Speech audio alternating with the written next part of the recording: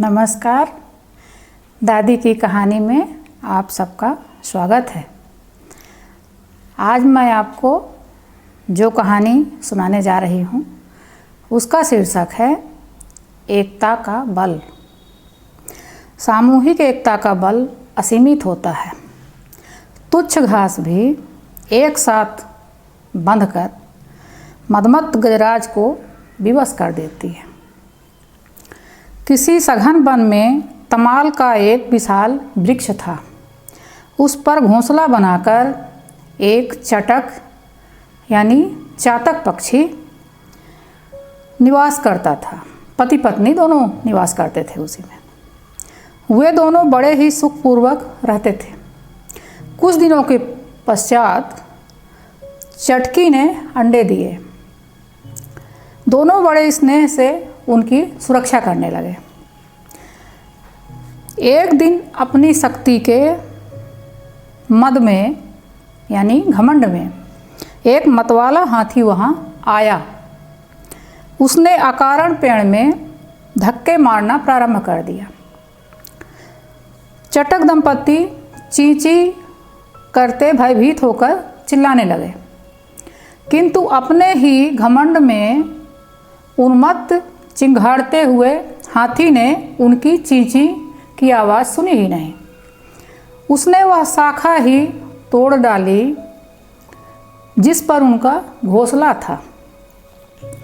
चटक और चटकी दंपत्ति तो उड़कर अपने प्राणों की रक्षा कर ले गए, मगर अपने अंडों को नहीं बचा सके और उनके अंडे नीचे गिर के टूट गए। अंडों के विनष्ट होने से चटकी करुण विलाप करने लगी। यह देखकर चटक भी दुखी हो उठा। चटक ने कहा, भगवती, अनिष्ट की चिंता, मृतजनों के प्रति मोह और अतीत से भय अज्ञानी ही रखते हैं। अब विलाप करने से हमारे बच्चे जीवित तो नहीं हो जाएंगे। तब चटकी ने कहा, यह तो मैं भी जानती हूँ कि वे जीवित नहीं हो सकते, परंतु मैं अपने हृदय की ज्वाला का शमन कैसे करूँ? उस दुष्ट गजराज ने अकारण ही अपनी शक्ति के घमंड में अंधे होकर हमारे बच्चों को मार डाला। जब तक उस दुष्ट से इसका बदला नहीं लिया जाता, तब तक मेरे हृदय को किसी भी प्रकार शांति नहीं मिल सकती। इस पर चटक और भी दुखी हो उठा। उसने कहा, हम उस शक्तिशाली गज का बिगाड़ भी क्या कर सकते हैं? उन दोनों की बातें उसी पेड़ पर निवास करने वाला एक कठफोड़वा सुन रहा था। उसने कहा, क्या कहा? मित्र विपत्ति काल में जो साथ दे वही सच्चा मित्र होता है। मैं तुम्हारा मित्र भी हूँ और पड़ोसी भी। यह ठीक है कि हाथी के मुकाबले, गज के मुकाबले हम अत्यंत दुर्बल हैं, छोटे भी हैं, परंतु एकता में बड़ी शक्ति होती है। एक मक्खी मेरी मित्र है, वह भी इसी पेड़ पर रहती है। हम तीनों मिलकर उस दुष्ट गज के विनाश की कोई युक्ति खोज सकते हैं। चटक ने कहा, मित्र तब ऐसा ही करो। मेरी मित्रता एक मेढकी से है। मेढकी मतलब फीमेल फ्रॉग। मैं उसे भी बुला लेता हूँ। कुछ ही देर में सभी इकट्ठे हो गए।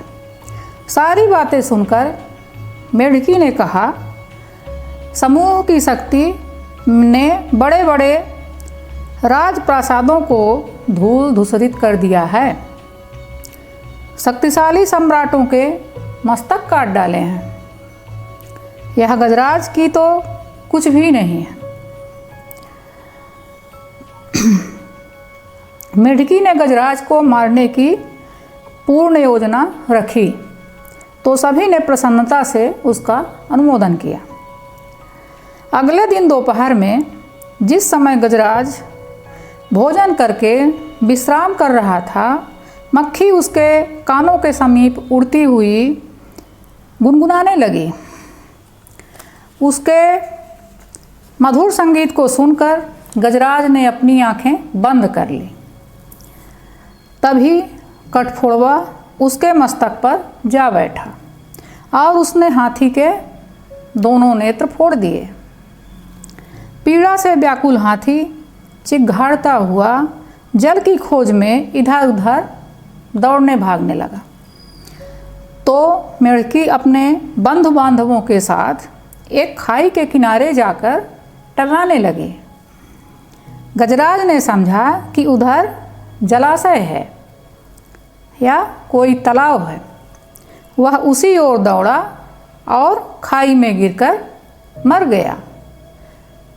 इससे हमें यह शिक्षा मिलती है कि अगर छोटे छोटे जीव भी इकट्ठे हो जाएं तो बहुत बड़े एक जीव को वो नष्ट कर सकते हैं। तो इसलिए कभी किसी को छोटा समझकर उसका अपमान नहीं करना चाहिए।